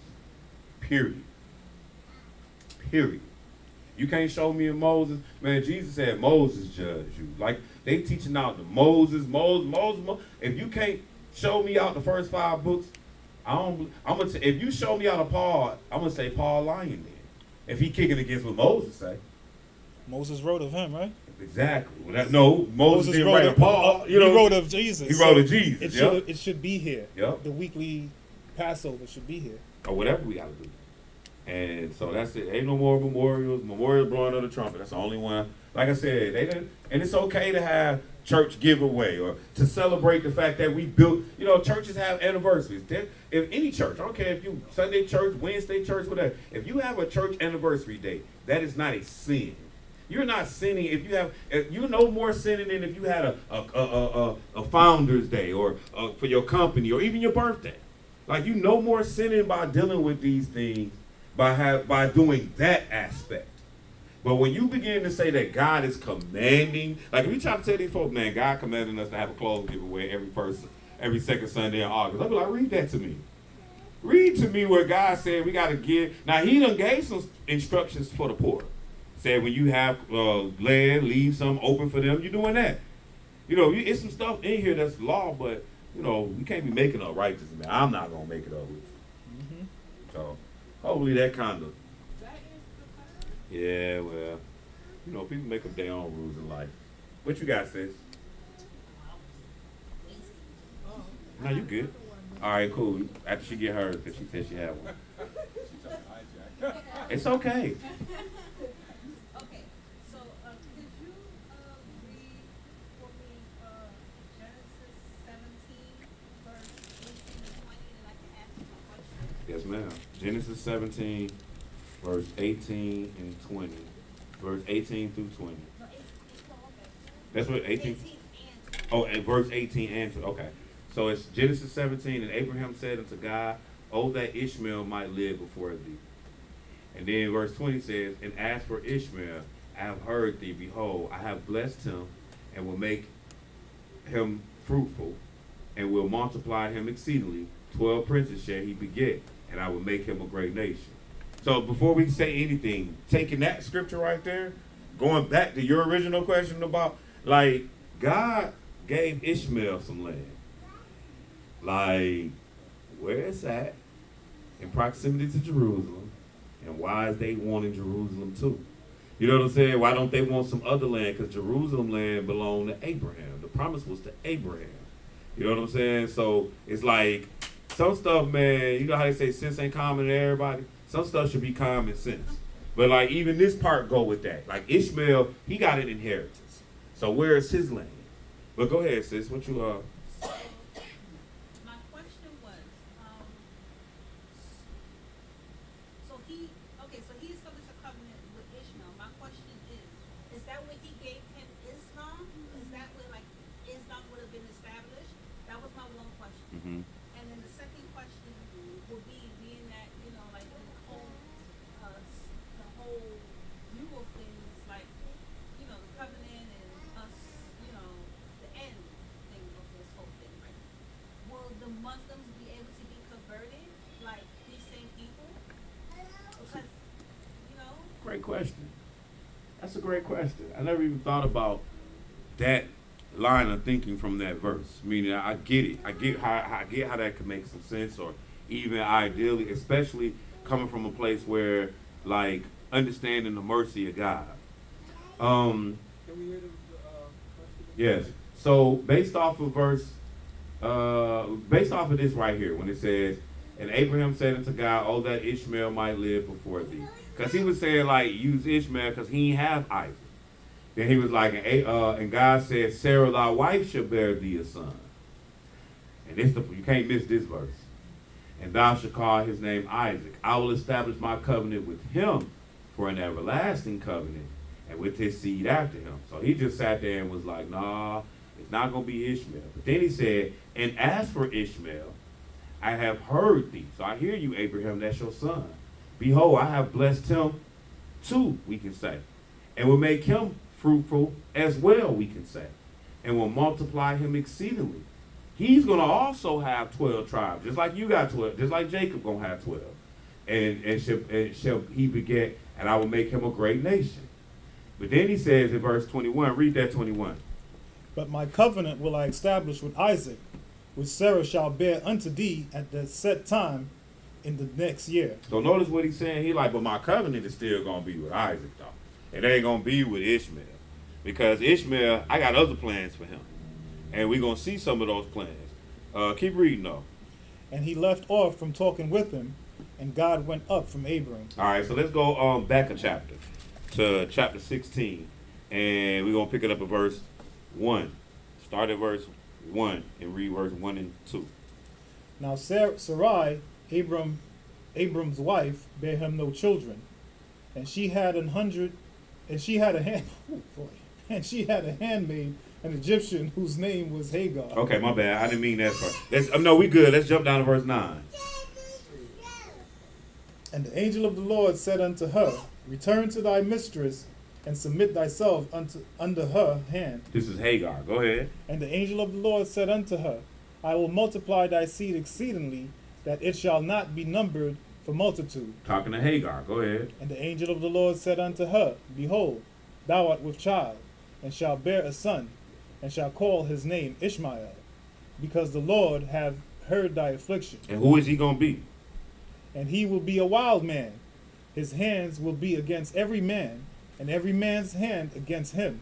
And he shall dwell in the presence of all his brethren. Yeah. So, like, this is her son. So this is Ishmael. This is the heir. This was their first promise. So when you said promise number 1, because everybody don't have to, like, be a great nation when you have a child. Like, I guess an example of that would be, like, what nation did Abner make? You know what I'm saying? Like, you know, like, or what nation did Elijah, the prophet, even make? So just because you are a man doesn't mean a great nation has to come from you. So the Lord is saying, number 1, I'm going to make a great nation out of you. Then number 2, he was like, but y'all going to be a wild man. Like, Ishmael going to be wild, which he is. He was like, he going to dwell. This is the gifts that he's getting. He's going to get to dwell in, what he said, dwell in the presence of his brothers, which take us all the way back, sis, to your question. Ishmael should be in the midst of Edom, because Edom is his brother, and they should be in our land. You see what I'm saying? So where that happens at? We can do this all day. You know what I'm saying? Like where is Ishmael and Edom at? That's where the promised land is. Now where is that? New York, right? Ishmael and Edom is here, right? But y'all know this ain't the promised land. You know what I'm saying? Ain't no Euphrates around here. You dig what I'm saying? But where else is Ishmael and Edom at, though? He's right over there in the Middle East, though. You know, so again, just not down in West or South Africa. So but then coming back to your question, this is the promises that was given to Abraham's seed Ishmael. Now let's look at some more. Let's go into the next chapter, chapter 17, and pick it up at verse 1. And when Abram was 90 years old and 9, the Lord appeared to Abram and said unto him. I lost the date. I said 99 was in the Bible. It's not. It's 90 and 9. Yeah, I lost the game we was playing. Yeah, but go ahead. I am the Almighty God. Walk before me, and be thou perfect. Yeah. And I will make my covenant between me and thee, and I will multiply thee exceedingly. So he's talking to Abraham here. He's like, I'm gonna make my covenant with you and me and you, Abraham. So ultimately, the covenant ain't with Ishmael, with Isaac. Even when it get passed to Isaac, we're gonna see how does it pass on to Isaac. So Ishmael's covenant, it ain't even religious based. We just saw he was called a wild man, but really his covenant was he was gonna have 12 princes and be a great nation, which he is. Like, just think about, when I say he is, think about this. Noah had 3 sons. Japheth are the Gentiles, all right? And Ham is the Africans or whatever. But when you look at Shem, some generations later, Ishmael comes, and he is as much as a world threat or world power as all the sons of Japheth. That's amazing. Like all the sons of Japheth gotta bow down to this dude. We'll make it so bad, we're gonna come right back here. I'm gonna show you, we're going all the way to the end. We're gonna go to Daniel 11. Daniel 11. All this is relevant. We're going to go to Daniel 11. And what we're going to go to Daniel 11 is we're looking at when the Antichrist begins to reign on this earth. We're going to look at the border or the boundary of his reign. And what we're going to find out is Ishmael's son stops the Gentile from continuing to go further on the map. He like, nah, you stop right here with me. You ain't coming up in here, Catholics. We've been fighting y'all for over 1,000 years now. This is where it stops.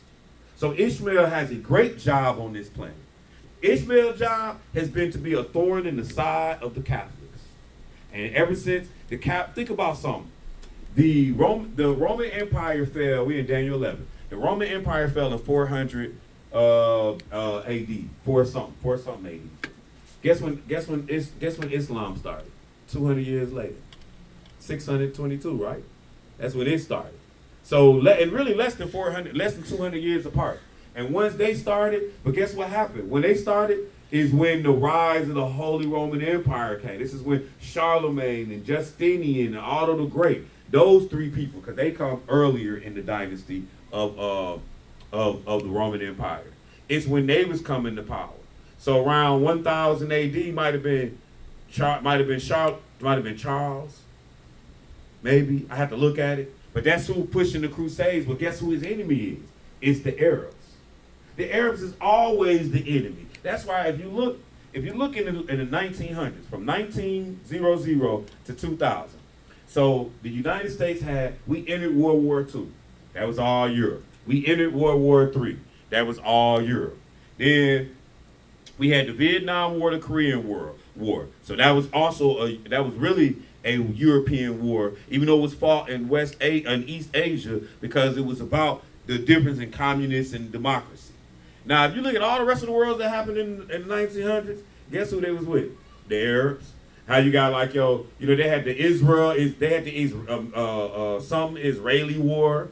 They had the 12-day war. Like if you just go look at the history of the Middle East, and guess who the Arabs' allies been lately? Russia. You just go look at the history of the Middle East over the last, let's take 100 years, you'll see. Even to this day, they doing their job. Even till right now, they doing their job. Saddam Hussein, Osama bin Laden, all the Ishmael been doing their job. A thorn in our side. So look, Daniel 11, and pick it up at verse 40. We're going to read 40, 41, 42, 43. Go ahead. And at that time of the end shall the king of the south push at him. Yes. Talking about push at the Antichrist. Go ahead. And the king of the north shall come against him like a whirlwind, Yeah. with chariots, and with horsemen, and with many ships. And he shall enter into the countries, and shall overflow and pass over. Go ahead. He shall enter also into the glorious land. The Antichrist going to enter into the glorious land. Go ahead. And many countries shall be overthrown. He going to throw over country. The Antichrist, as he's taking from Italy to Jerusalem. And notice what I'm doing. Italy to Jerusalem. You can see that on the map. Go ahead. But these shall escape out of his hand. He said, but these countries are going to escape from the Antichrist, meaning they're not going to be able to, the Antichrist is not going to have this land. So he's going to have from Italy to Jerusalem, but he's not going to get what? Go ahead. Even Edom. Edom, which sits right south of Jerusalem. Go ahead. And Moab. And Moab. And the chief of the children of Why? Ammon. Them Arab lands. That's who in them lands right now. It's going to stop with them because you can't get them because them Arabs ain't letting you have it. Keep going though. He shall stretch forth his hand also upon the countries, and the land of Egypt shall not escape. Egypt not gonna get away. Cause who in Egypt? Arabs. But like not the predominant. You know what I mean? Like not the predominant. That's on your way to Jerusalem. Egypt is right there. They not gonna escape. Go ahead. But he shall have power over the treasures of gold and of silver, and over all the precious things of Egypt, and the Libyans and the Ethiopians shall be at his steps. Oh, so now he's saying the Libyans, they got land, and Ethiopia should be at his step. But the Libyans and all that stuff, that's the reason that this is so if we were to look at a map, what we're saying is that the Antichrist is going to run from Italy to Jerusalem, and he's going to take everything in his way. He's going to take all of North Africa and all of southern Europe. He's gonna have all of that until he gets to the Middle East. He's gonna have to stop. Once he gets to the Middle East, the furthest you get is the very start of the Middle East, because everything behind it is Ishmael. The Iraq, Iran, Saudi Arabia, going all the way back. If you keep going toward India, what's that? Afghanistan. That's their stuff too. You know what I'm saying? Like they get a little more than just the Middle East. Just like they get them, just like they're in Africa, Northern Africa. Just so again, I'm just showing you that Ishmael is playing his role. So when you say like he is a thorn, that's why we said he a wild man. That was like that's a part of it. He gonna be a wild man, and he is. I used to watch wrestling when I was a kid. You know who the craziest wrestler was when I was a kid? The Iron Sheik, and he was coming from the middle, like Iran. Like this is like I'm saying when I say that, it's like we was in the middle of a Cold War when I was a kid watching wrestling. But y'all got the craziest dude, the most scariest move coming from Iran. Because that's the reputation that they have. That the Iranians, that the Middle East, them folks crazy. Well, that come from the Bible. So they getting their inheritance. Yeah, like, see, like what you doing. Huh? You ever seen them driving? Oh, no, I know what I have seen. You ever seen that video when they cutting that man's head off? Yeah, you ain't gonna see no white folks, you ain't gonna see no black folks. You see some Arabs doing that though, don't you? But you get what I'm saying? Like I'm saying, them some wild people. They don't take like look here, man. They walking in the buildings blowing up themselves. We ain't doing that. I'm looking at you. Hey, y'all can have y'all coffee shop. I don't need it. Not at the cost of me. Like that's what's going on in Jerusalem over this land. Like, and they dying for this. We not dying for that. Do you realize that these Arabs, when they feel like if they fight in the name of Allah, they going to heaven? Yeah, see, so that's so this is their mentality makes them a wild man. But let's take it back to Genesis. Take it back to Genesis.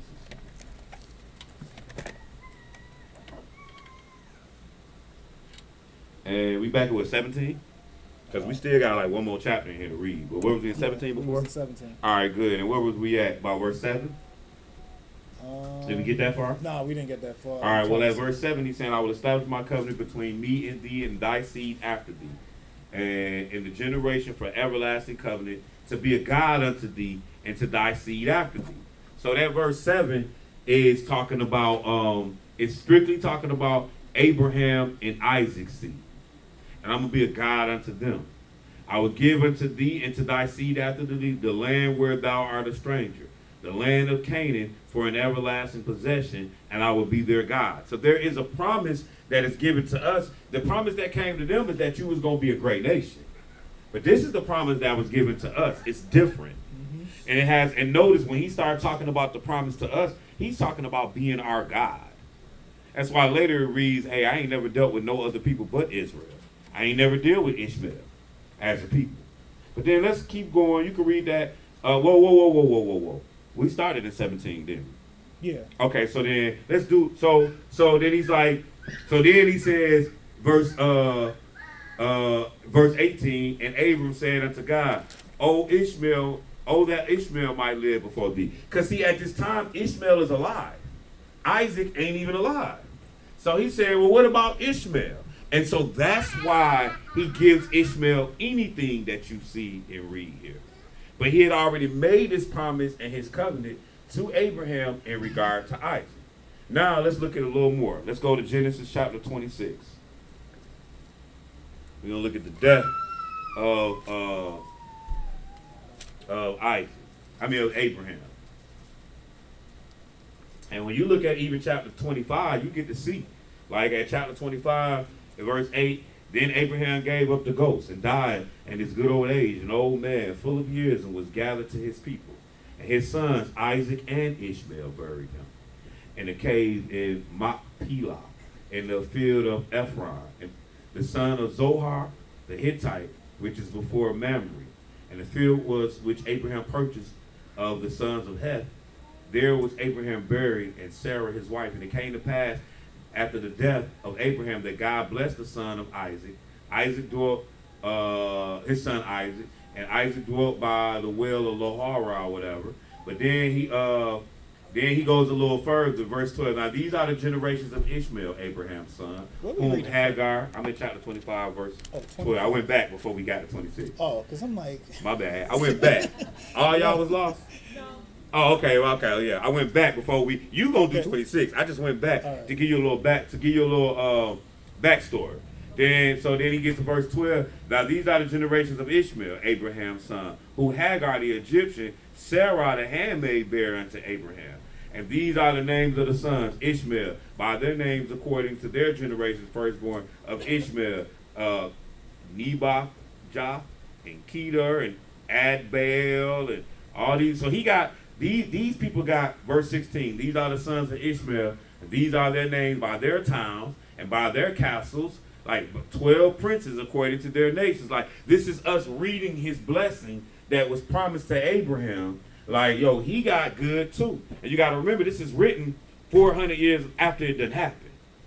Like I'm saying, what Genesis is written 400 years after the actual events of it's happening. So it's telling a story like, look at it now. Like, Ishmael got all of this. See, these lands that you read, they might not even been called what they're being called the day that this event happened, but the day that the books were written some 400 years later. How do I know 400 years? Because it was 400 years from Abraham to the law, according to Galatians. So, like, that's what Galatians chapter 3 say. It says from 400 years, I think it's chapter 3, verse 16, 17, somewhere in there. So, like, 400 years from that time period. So, this story is told 400 years later. And you seeing what Ishmael got as a result thereof. Then, now we're going to go to, because then they start talking about Isaac's family, start getting into Jacob. So now we're going to go back to chapter 26, pick it up at verse 1. When you get there, go ahead. and there was a famine in the land besides the first famine that was in the day of Abram.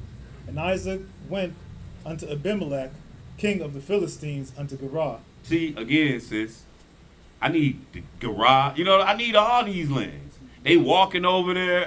I'm just saying, and I'm just saying that because I just want you to see the simplicity of what we have versus what you're offering. You offering me a new Jerusalem, but you ain't giving me no neighbors. You ain't giving me no creek, no ponds, no streams. Like, what type of Jerusalem is that?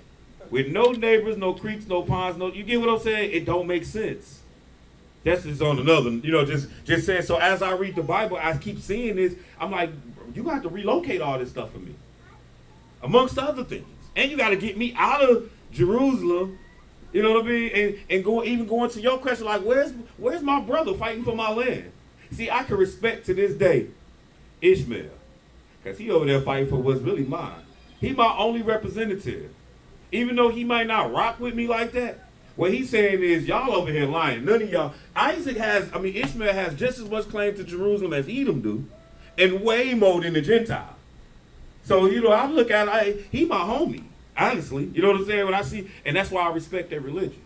Y'all ain't got the truth, but I respect the way y'all move within y'all religion.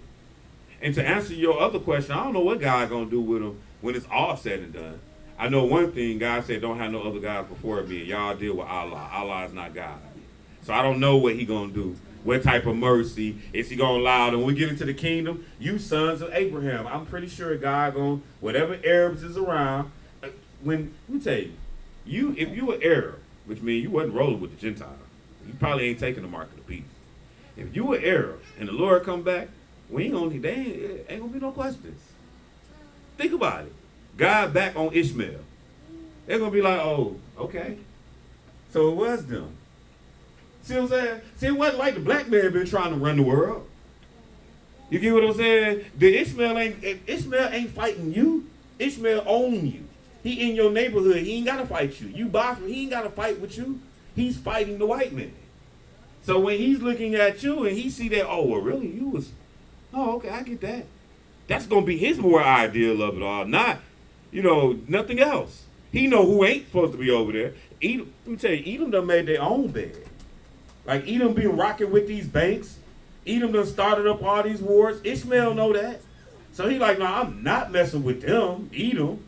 I hate Edom. Like the Lord hate Edom. Ishmael hate Edom. You dig what I'm saying? But at the end of the day, though, Ishmael do what he do. He a wild man. That's one of the greatest statements I see in there about him. Good question. So, with that being said,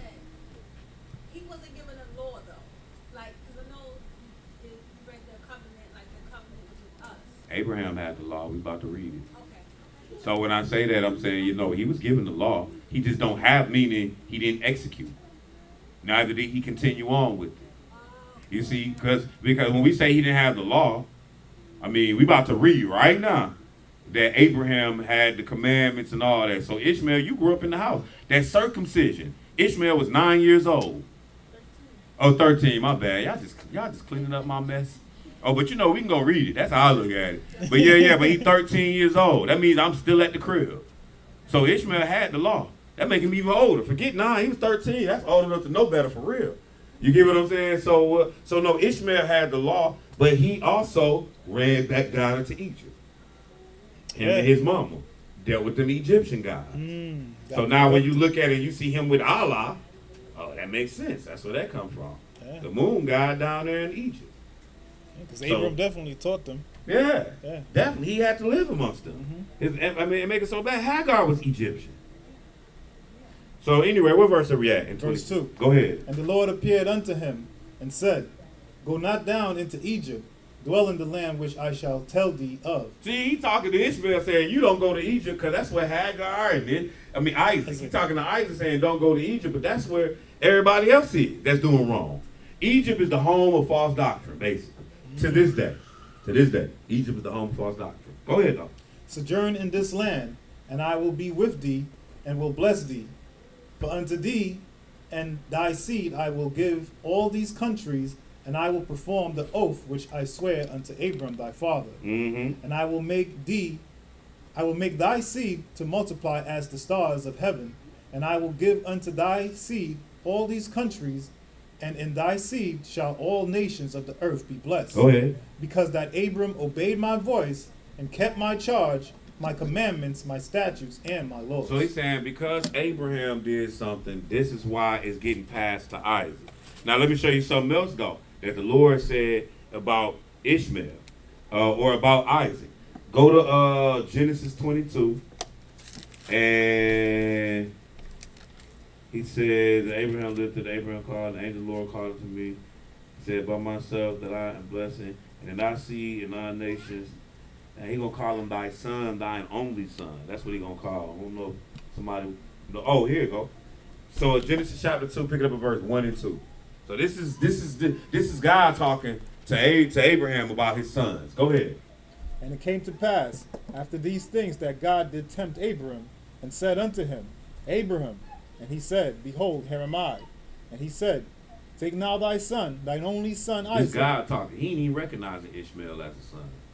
Mm-hmm. So like he ain't make no covenant with Ishmael like that. His covenant really was to Abraham. And it's just like saying God gonna bless your sons because what you did. That don't mean God gotta deal with you. They gotta deal with your sons. He has to deal with you. So you getting your sons blessed. You get what I'm saying? Now and so same with Abraham. Abraham, you got Ishmael blessed. But it don't even mean Ishmael getting into the kingdom. Just because you get your son blessed and your son get a blessing from God, God say he rain blessings on the just and the unjust.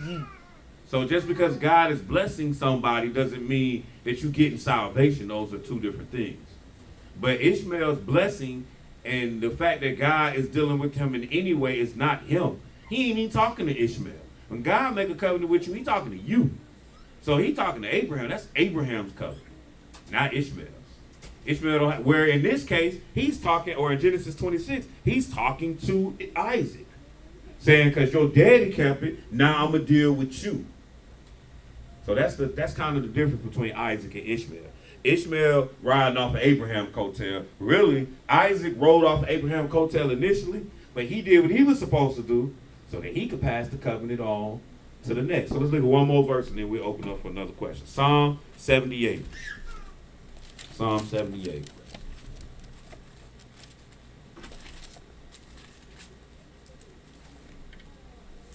And we're going to start at verse 5. Yeah. Yeah, I guess 5. Hold on. Yeah. I said Psalm 78, but I might really want 104. Seems like that worked better. Let me see. Psalm 105. That's what I want, I guess. I don't know what I want. Yeah, there you go. Psalm 105. There we go. Psalm 105, 105 that is. And pick it up at verse 8. Psalm 105, and we're going to read verse 8 through 13. It's going to help answer your question some more. All right, peace to y'all. Hey, I tell you what, this is going to be my last question. If you want to wait for us to close out, you can, after we read this.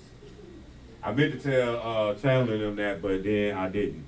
And then because I knew we would. But I'll take more questions if anybody got them after we read this. But I'm saying we're going to do this question. We're going to read this and then close out. Because I like for people to leave, especially when y'all got long journeys. I like for y'all to leave with a little prayer. You know what I mean? Yeah. Psalm 105. And let's pick it up at verse 8. Yeah, 8. Thank you. He have remembered his covenant forever, Talking about the Lord remember his covenant. That's what we're talking about. Go ahead. the word which he commanded to 1,000 generations, Yep. which covenant he made with Abram, Yep. and his oath unto Isaac, Right. and confirmed the same unto Jacob for a law, Yep. and to Israel for an everlasting covenant, What'd he say? saying, Unto thee will I give the land of Canaan, the lot of your inheritance. That's good. At the end of the day, the real covenant is I'm going to give you this land. That land is actually the kingdom of God. Again, sis, and we got to Canaan. find the land of Canaan too. Yeah, In this where's new Canaan at? Jerusalem. You know what I mean? So with all that being said, hopefully that helped clear up some things with you, sis. Hopefully that helped you clear up some things. Because I'm going to be like all next week. You ain't even going to be around. I'll be like, see, and you got to find me that land. People going to be looking around. What is he talking about? You I'll know be what's like, crazy? What's that? When that teaching was brought to me, Yeah. I said the exact same. I mean, almost in the order you said it. Yeah. And you know the person told me, What's that? I know you spoke to JD. ain't I think was we like, talked bro, about it, did we? I don't even talk to JD. And that was years ago. Yeah. Oh, see, that's crazy. But I'm saying, you just mad because it only makes sense, man. Like, give me all the other land. Yeah. How we gonna just move Jerusalem, y'all? Like, did we move Bethlehem with it? Come on, y'all. Let's stand and face Jerusalem. Same thing I said. Yeah, we ain't moved none of their land, just Jerusalem. That's what I'm saying. Yeah, that's crazy. Our Father which art in heaven, Our Father which art in heaven, hallowed be thy name. hallowed be thy name. Thy kingdom come, Thy kingdom come. thy will be done, Thy will be done in earth in earth as it is in heaven. as it is in heaven. Give us this day Give us this day our daily bread, our daily bread, and forgive us our debts, and forgive us our debts as we forgive our debtors. as we forgive our debtors. And lead us not into temptation, Lead us not into temptation, but deliver us from evil. but deliver us from evil. For thine is the kingdom, For thine is the kingdom and the power, and the power and the glory forever. and the glory forever. In Jesus' mighty name we pray. In Jesus' mighty name we pray. Amen. Amen. Safe travels, people. Yes, sir. Yeah, it's unfortunate that even exists, but